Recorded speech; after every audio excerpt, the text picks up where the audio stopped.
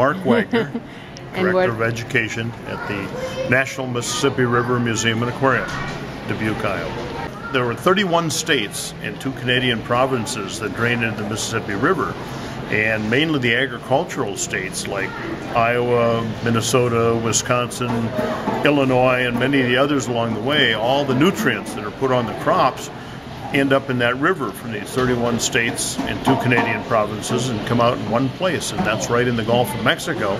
And that's one reason the dead zone exists, because so much of this fertilizer makes plants in the Gulf of Mexico grow so well that during the winter when they die, they actually suck the oxygen out of the water, the bacteria decomposing these plants. And so there's an area called the dead zone where life can't even live in parts of the Gulf of Mexico. It's not only in the Gulf of Mexico, by the way, it's all over the world. There are different dead zones, but that's one of the main ones that we're concerned about, because the Mississippi River is what adds to that. Yeah. A lot has changed on the Mississippi River in my lifetime.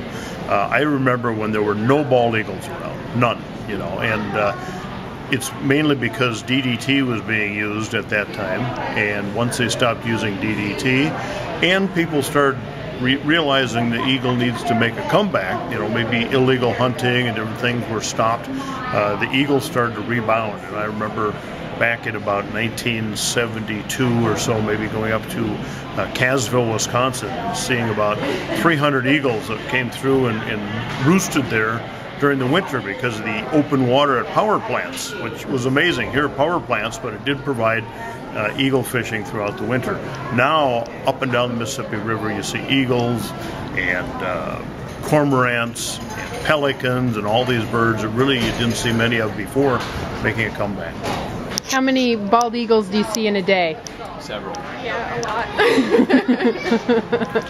That's good. Yeah, that's nice. And then, Plastic waste? Plastic's terrible. You know, and I mean, it starts with the pearl button industry. They used to harvest mussels along the Mississippi River and cut little blanks. You'll see in this museum where they did that quite a bit. We have examples of them. And once plastic was invented, they stopped using the mussels, which was good for the mussel, but it was kind of bad for the environment because mussel shells at least decompose if they get lost out in nature, where plastic doesn't. And so especially with a water bottle. I mean, I try never to use a water bottle if I can, you know. What do you use instead? I use stainless steel usually. You know, I've got a couple of them at home and a couple in my office, or one in my office that, you know, I prefer water out of the tap.